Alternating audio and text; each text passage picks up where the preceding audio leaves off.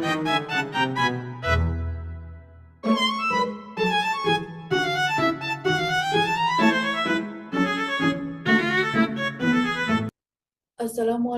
warahmatullahi wabarakatuh.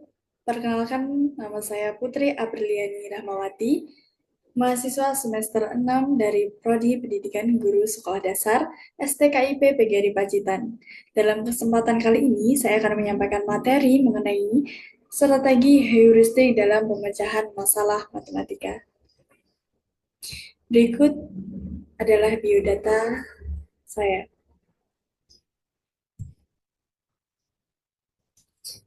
Selanjutnya, ini adalah daftar isi yang akan saya sampaikan, dimulai dari latar belakang, tujuan strategi heuristik, manfaat strategi heuristik, langkah-langkah strategi heuristik, contoh penerapan dalam matematika, peran guru dalam bimbingan, dan yang terakhir kesimpulan. Selanjutnya langsung saja ke materi. Heuristik berasal dari bahasa Yunani heurisken yang artinya menemukan. Strategi ini berfokus pada bagaimana siswa bisa menemukan solusi melalui eksplorasi, bukan hanya menghafal rumus. Strategi ini sangat diperlukan karena banyak siswa mengalami kesulitan ketika dihadapkan pada soal-soal pemecahan masalah yang tidak langsung. Adapun tujuan strategi heuristik yang pertama, meningkatkan kemampuan berpikir kritis dan analitis siswa. Yang kedua, membiasakan siswa memecahkan masalah secara sistematis dan mandiri. Dan yang ketiga, mendorong rasa ingin tahu dan sikap pantang menyerah. Tujuan dari strategi heuristik untuk membentuk siswa yang tangguh dalam berpikir. Strategi ini mendorong siswa untuk tidak cepat menyerah dan mencoba berbagai pendekatan untuk menemukan solusi. Dengan demikian, mereka tidak mampu menyelesaikan soal, tetapi juga memahami proses berpikirnya. Manfaat strategi heuristik. Yang pertama, mengembangkan keterampilan pemecahan masalah. Dan yang kedua, meningkatkan kepercayaan diri siswa. Dan ketiga, mendorong belajar aktif dan eksploratif. Strategi heuristik sangat bermanfaat, terutama dalam meningkatkan pola pikir siswa. Siswa menjadi lebih percaya diri karena berhasil menemukan solusi secara mandiri. Mereka juga lebih aktif dan tidak hanya menunggu instruksi dari guru saja.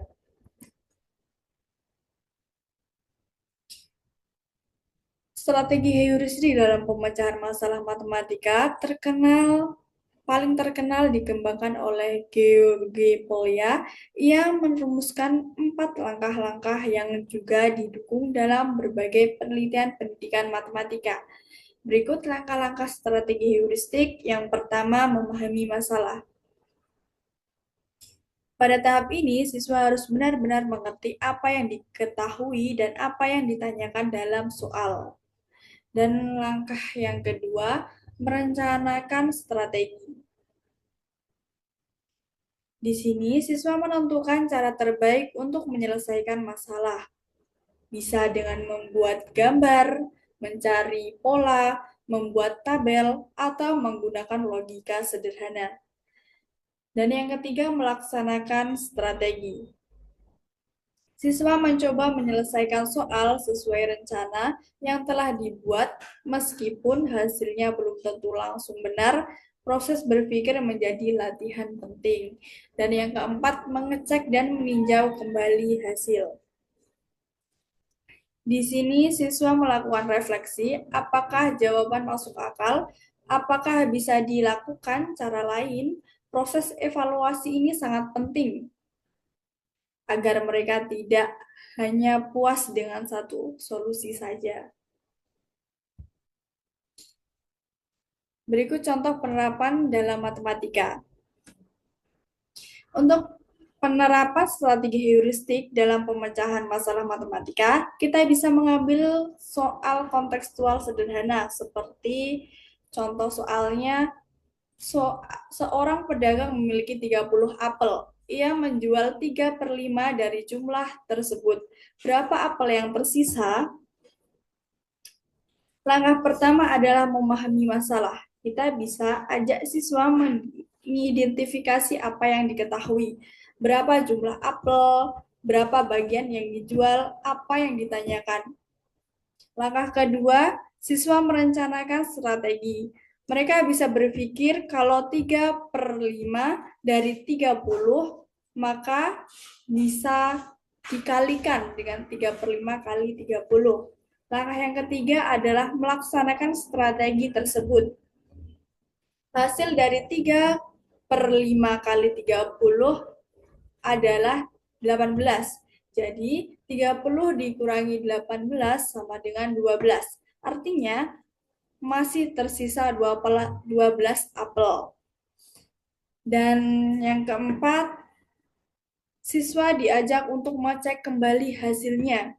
Apakah langkah yang dilakukan sudah benar?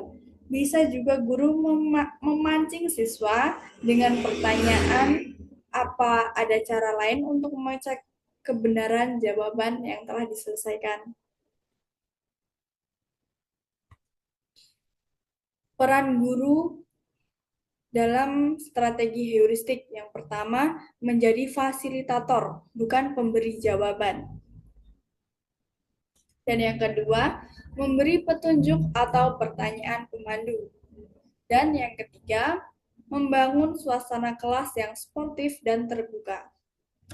Peran guru di sini sangat penting. Guru bukan pusat jawaban, melainkan pendamping proses berpikir siswa dengan pertanyaan terbuka seperti menurut kamu langkah apa yang bisa dicoba, siswa akan merasa dihargai dan termotivasi untuk terus berpikir.